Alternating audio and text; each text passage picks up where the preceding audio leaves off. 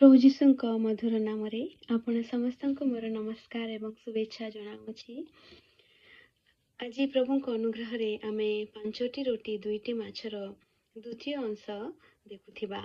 ଆମେ ଗତ ସପ୍ତାହ ଦେଖିଲୁ ଯେ ପ୍ରଭୁ ଯୀଶୁ କିପରି ସେ ଲୋକମାନଙ୍କ ପାଇଁ ଚିନ୍ତା କଲେ ଆଉ ଖାଦ୍ୟର ବ୍ୟବସ୍ଥା କରିବା ପାଇଁ ସେ ଚେଷ୍ଟା କଲେ।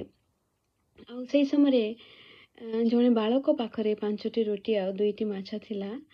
ଆଉ ସେଇ ବାଳକର 5ଟି ରୋଟି ଆଉ 2ଟି ମାଛକୁ ଏହି ପର୍ଯ୍ୟାୟରେ ଦେଖିବା ଯେ ପ୍ରଭୁ ଯୀଶୁ କିପରି ତାକୁ ଗ୍ରହଣ କଲେ ବା କିପରି ଆକ୍ସେପ୍ଟ କରିକି କ'ଣ ସେ କରୁଅଛନ୍ତି ତାହା ଆମେ ଦେଖିବା।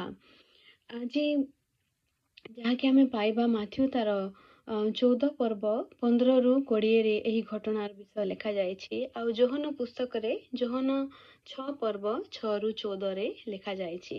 ଆଜି ମୁଖ୍ୟତଃ ଆମେ ଦେଖିବା ମାଥ୍ୟୁ 14ର 18 ଆଉ 19 ଆଉ ଯୋହନ 6ର 11 ଆଉ 12ରେ କ'ଣ ଲେଖାଯାଇଛି, ଅର୍ଥାତ୍ ଯେଉଁଥିରେ କି ପ୍ରଭୁ ଯୀଶୁ ସେଇ 5ଟି ରୋଟି ଆଉ 2ଟି ମାଛକୁ ନେଇକି କ'ଣ କରିକି ଲୋକମାନଙ୍କୁ ଖୁଆଇ ଅଛନ୍ତି। ଆମେ ଏଇଥିରେ 4ଟା ବିଷୟ ଉପରେ ଆମେ ଧ୍ୟାନ ଦେଉଥିବା।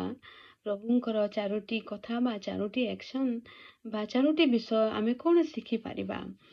ପ୍ରଥମରେ ଆମେ ଦେଖିବା ଯେ ପ୍ରଭୁ ଯୀଶୁଙ୍କୁ ଯେତେବେଳେ କୁହାଗଲା ଯେ ଏଠାରେ ଜଣେ ବାଳକ ଅଛି ଆଉ ତା ପାଖରେ 5ଟି ରୋଟି ଆଉ 2ଟି ମାଛ ଅଛି, ସେ ପ୍ରଥମ ବିଷୟ ସେ କହିଲେ ଯେ ସେଗୁଡ଼ିକ ଏଠାକୁ ମୋ ପାଖକୁ ଆଣ, ସେଗୁଡ଼ିକୁ ଏଠାକୁ ମୋ ପାଖକୁ ଆଣ। ଏଥିରେ ଆମେ ଦେଖୁଅଛୁ ତାଙ୍କର ଏହି ବାକ୍ୟରେ ଯେ ପ୍ରଭୁ ଯୀଶୁଙ୍କର ଗୋଟିଏ ଆକ୍ସେପ୍ଟାନ୍ସର ବିଷୟ ଆମେ ଦେଖୁଅଛୁ ବା ପ୍ରଭୁଙ୍କର ଗୋଟେ ଇନଭିଟେସନ୍ ତାଙ୍କରି ଆଡ଼କୁ, ତାଙ୍କ ନିଜ ଆଡ଼କୁ ସେ ଗୋଟେ ଇନଭାଇଟ୍ କରୁଅଛନ୍ତି, ୱେଲକମ୍ କରୁଅଛନ୍ତି ସେମାନଙ୍କୁ ବା ସେଗୁଡ଼ିକୁ ମୋ ପାଖକୁ ନେଇକି ଆସ। ପ୍ରଭୁ ଯୀଶୁ ଯେତେବେଳେ ଶୁଣିଲେ ସେ ଜାଗାରେ ଖାଲି 5ଟି ରୋଟି ଆଉ 2ଟି ମାଛ ଅଛି, କିନ୍ତୁ ଲୋକମାନେ 5,000ରୁ ବି ଉର୍ଦ୍ଧ୍ୱରେ ଅଛନ୍ତି। ଆଉ ଯେତେବେଳେ ତାଙ୍କୁ ସେଇ ବିଷୟ କୁହାଗଲା, ଗୋଟେ ସାନ ଗୋଟେ ଭାବି ବି ପାରିବା ନାହିଁ ଯେ ସେତିକି ଏତେ ଅଳ୍ପ ବିଷୟ ସେ ଜାଗାରେ ଅଛି ଏତେ ଲୋକଙ୍କ ପାଇଁ, କିନ୍ତୁ ସେ ତଥାପି ମଧ୍ୟ ସେ କହିଲେ ଯେ ସେଗୁଡ଼ିକୁ ମୋ ପାଖକୁ ଆଣ।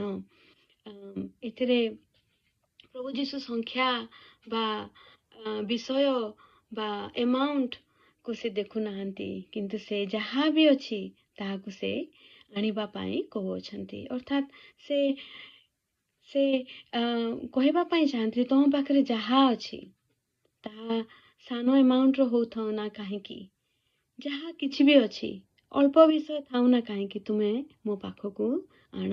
ତୁମେ ଯେପରି ଅଛ ସେହିପରି ତୁମେ ଆଣ। ତାହାକୁ ଚିନ୍ତା କରୁନାହିଁ କିପରି ବଢ଼େଇବା, କିପରି କ'ଣ କରିବା, କୌଣସି ବିଷୟ ଚିନ୍ତା କରିବା ନାହିଁ, କିନ୍ତୁ ଯେପରି ଅଛ ତୁମେ ସେହିପରି ଆସ। ସେ ଆହୁରି କହିଛନ୍ତି ମାଥ୍ୟୁରେ ଯେ ହେ ପରିଶ୍ରାନ୍ତ ଭାରଗ୍ରସ୍ତ ଲୋକ ସମସ୍ତେ ମୋ ନିକଟକୁ ଆସ, ମୁଁ ତୁମମାନଙ୍କୁ ବିଶ୍ରାମ ଦେବି। ଅର୍ଥାତ୍ ପ୍ରଭୁ ଯୀଶୁ ଇନଭାଇଟ୍ କରନ୍ତି, ତମ ପାଖରେ ଯାହା ଅଛି ତୁମେ ତାହା ନେଇକି ଆସ, ତୁମେ ଯେପରି ଅଛ ତୁମେ ସେହିପରି ମୋ ପାଖକୁ ଆସ। ସେଟା ପ୍ରଭୁ ଏହି ବାକ୍ୟ ଦ୍ୱାରା ସେ ଆମକୁ କହିବା ପାଇଁ ଚାହାନ୍ତି।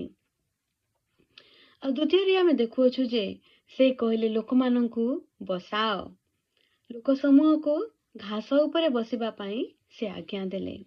ବସିବା ଅର୍ଥାତ୍ ଗୋଟେ ରେଷ୍ଟିଂ ଅବସ୍ଥାକୁ ବୁଝାଏ ବା ଗୋଟେ ଆରାମର ବ୍ୟବସ୍ଥାକୁ ବୁଝାଏ। ଛିଡ଼ା ହେଇଥିବୁ ଆମେ ଯେତେବେଳେ ବସିଯାଉ ଆମର ବଡି ରିଲାକ୍ସ ହେଇଥାଏ, ଆମର ମନ ରିଲାକ୍ସ ହେଇଥାଏ।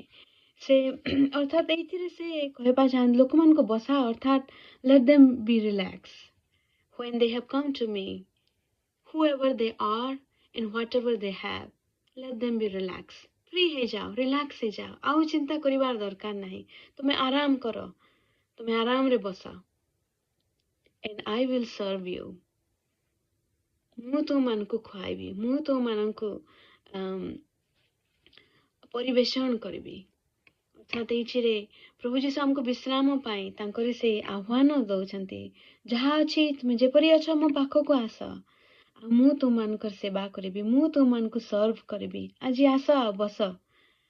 ଏଇଥିରେ ଗୋଟେ ଆମେ ପ୍ରଭୁଙ୍କର ସ୍ୱର୍ଗୀୟ ଆହ୍ୱାନ, ଯାହାକି ସ୍ୱର୍ଗରେ ଲେଖାଯାଇଛି ପ୍ରକାଶିତ ବାକ୍ୟରେ, ଯେ ମାନଙ୍କରେ ଗୋଟେ ବହୁତ ବଡ଼ ମେଜର ଅପେକ୍ଷାରେ ଅଛୁ, ଗୋଟେ ମହାଭୋଜ ହବ, ଯେତେବେଳେ ଈଶ୍ୱରଙ୍କ ପୁତ୍ର ଆମମାନଙ୍କୁ ନେଇକି ଯିବେ ଆଉ ତାଙ୍କର ସହିତ ଆମର ଦେଖାହେବ।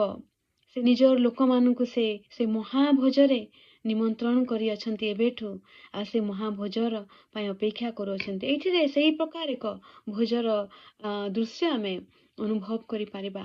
ସେ କହୁଛନ୍ତି ତୁମେ ଆସ, ଆଇ ୱିଲ୍ ସର୍ଭ ୟୁ, ମୁଁ ତୁମମାନଙ୍କୁ ଖୁଆଇବି, ମୁଁ ତୁମମାନଙ୍କୁ ବିଶ୍ରାମ ଦେବି, ତୁମେ ଆସିକି ବସ, ଆରାମ କର, ରିଲାକ୍ସ ହେଇଯାଅ। ଯେତେବେଳେ ତୁମେ ମୋ ପାଖରେ ଆସିଅଛ, ଯେତେବେଳେ ତୁମେ ମୋ ହାତରେ ଦେଇଅଛ ଯାହା ବି ତୁମ ପାଖରେ ଅଛି, ଆଉ ତୁମେ ଯେ କେହି ବି ହଉଥାଅ ନା କାହିଁକି, ଆଉ ଚିନ୍ତା କରିବାର ଦରକାର ନାହିଁ। ଆରାମରେ ବସ, ଆରାମରେ ରିଲାକ୍ସ ହେଇଯାଅ, ଫ୍ରି ହେଇଯାଅ, and I will serve you। ଆଉ ତୃତୀୟ ବିଷୟ ଆମେ ଦେଖୁଅଛୁ ଯେ ପ୍ରଭୁ ଯୀଶୁ 5ଟି ରୋଟି ଓ 2ଟି ମାଛ ଘେନି ସ୍ୱର୍ଗ ଆଡ଼େ ଉର୍ଦ୍ଧ୍ୱ ଦୃଷ୍ଟି କରି ଆଶୀର୍ବାଦ କଲେ। ଆଉ ଏଥିରେ ଗୋଟେ ସୁନ୍ଦର ବିଷୟ ଯେ ସେ ପାଖରେ ସେ ରୋଟି ଆଉ ମାଛକୁ ନେଇକି ସେ ଉର୍ଦ୍ଧ୍ୱ ଦୃଷ୍ଟି କରୁଅଛନ୍ତି, ସ୍ୱର୍ଗ ଆଡ଼କୁ ଅନାଉଅଛନ୍ତି, ଆଉ ସେ ତାହାକୁ ଆଶୀର୍ବାଦ କଲେ। କାରଣ ସମସ୍ତ ଆଶୀର୍ବାଦର ଆକର ପରମେଶ୍ୱର ହିଁ। ପ୍ରଭୁଙ୍କ ଠାରୁ ସମସ୍ତ ଆଶୀର୍ବାଦ ଆମେ ପାଇଥାଉ। ତେଣୁକରି ଯେତେବେଳେ ପ୍ରଭୁ ସେ ସାନ ବିଷୟକୁ ନେଉଛନ୍ତି, ସେ ତାହାକୁ ସେ ସ୍ୱର୍ଗ ଆଡ଼କୁ ଉର୍ଦ୍ଧ୍ୱ ଦୃଷ୍ଟି କରି ଆଶୀର୍ବାଦ କରନ୍ତି। ଅର୍ଥାତ୍ ଆମେ ଯାହା କିଛି ବି ତାହାଙ୍କୁ ଦଉ ବା ଆମେ ଯେପରି ବି ଆସୁ, ସେ ଆମକୁ ଗ୍ରହଣ କରିକି ସେ ଆଶୀର୍ବାଦ କରନ୍ତି, ସେ ଅନର କରନ୍ତି। ଆମର ପ୍ରତ୍ୟେକ ବିଷୟକୁ, ସାନ ହଉ କି ବଡ଼ ହଉ, ତାହାକୁ ସେ ଆଦର କରନ୍ତି। ଆମେ ଯେତେବେଳେ ତାଙ୍କ ନିକଟରେ ଆସିବା, ଆମର ସମସ୍ତ ବିଷୟକୁ ଦେବା, ତାହେଲେ ସେ ଏହିପରି ଏକ ପ୍ରଭୁ ଯୀଶୁ, ଏହିପରି ଏକ ପରମେଶ୍ୱର ପିତା ଯେ ସେ ଅଗ୍ରାହ୍ୟ କରିବେ ନାହିଁ, କିନ୍ତୁ ଆମର ପ୍ରତ୍ୟେକ ବିଷୟକୁ ସେ ଅନର କରନ୍ତି। ଆଉ ସେ ପ୍ରତ୍ୟେକ ବିଷୟକୁ ଅନର କରିକି ସେ ଆଶୀର୍ବାଦ କରିବା ପାଇଁ ଚାହାନ୍ତି। ଆଉ ଏଇଥିରେ ଆମେ ତାହାର ଏକ ଦୃଶ୍ୟ ଦେଖୁଅଛୁ। ଆମେ କେବେ ଭାବିବା ନାହିଁ ଯେ ଆମ ପାଖରେ ଅଳ୍ପ ବିଷୟ ଅଛି, ଆମେ ତ ଖରାପ ଲୋକ, ସେ ଆମକୁ କ'ଣ ଆଶୀର୍ବାଦ କରିବେ ନାହିଁ। ପ୍ରଭୁ କହନ୍ତି ଏଠାକୁ ଆସ, ଏଠାରେ ବସ, ଆଉ ସେ ଯାହା ତାଙ୍କ ପାଖରେ ଅଛି ସେ ତାହାକୁ, ଆଉ ମୁଁ ତୁମମାନଙ୍କୁ ଆଶୀର୍ବାଦ କରିବି, ତାହା ଆମେ ଦେଖୁଅଛୁ।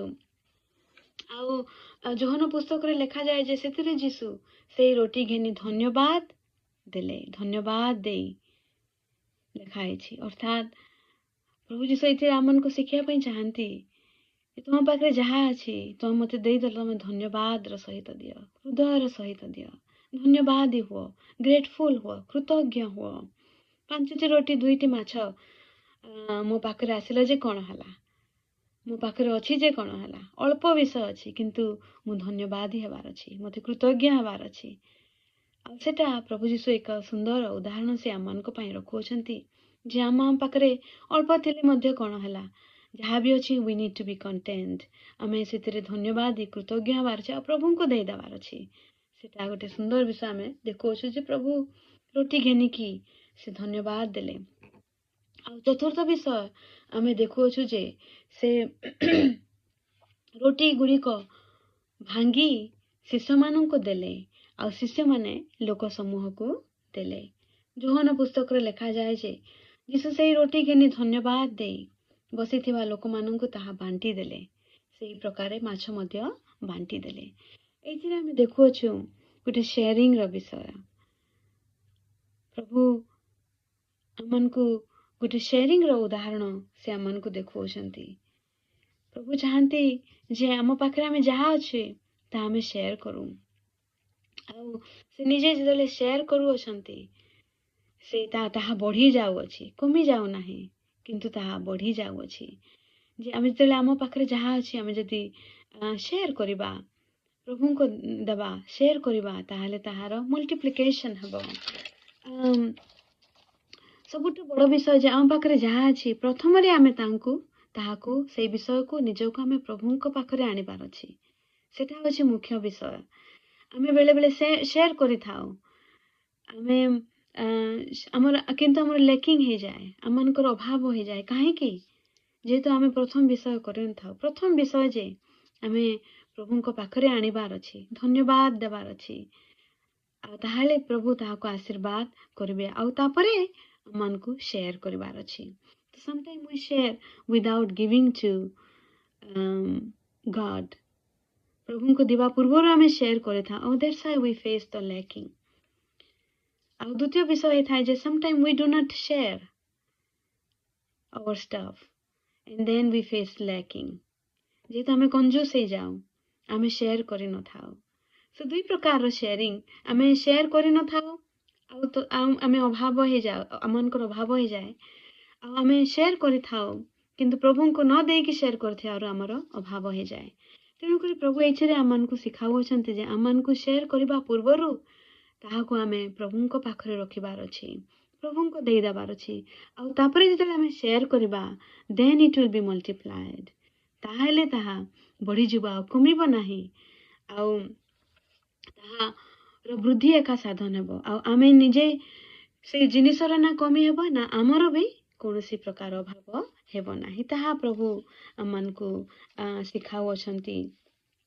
ଆଉ ଏଇଥିରେ ଆଉ ଗୋଟେ ଜାଗାରେ ଲେଖା ହେଇଛି ଯେ ସେ ବସିଥିବା ଲୋକଙ୍କୁ ବାଣ୍ଟି ଦେଲେ, ବସିଥିବା ଲୋକଙ୍କୁ, ଅର୍ଥାତ୍ ଯେଉଁମାନେ ବସି ଅଛନ୍ତି, ଯେଉଁମାନେ ପ୍ରଭୁଙ୍କୁ ଦେଇକି ରିଲାକ୍ସ ହେଇଯାଇଛନ୍ତି, ଫ୍ରି ହେଇଯାଇଛନ୍ତି, ସେମାନଙ୍କୁ ପ୍ରଭୁ ବାଣ୍ଟୁ ଅଛନ୍ତି। ଅର୍ଥାତ୍ those who rest in the Lord, those who find their rest in God, those who put their trust upon the Lord, they will surely get their blessing.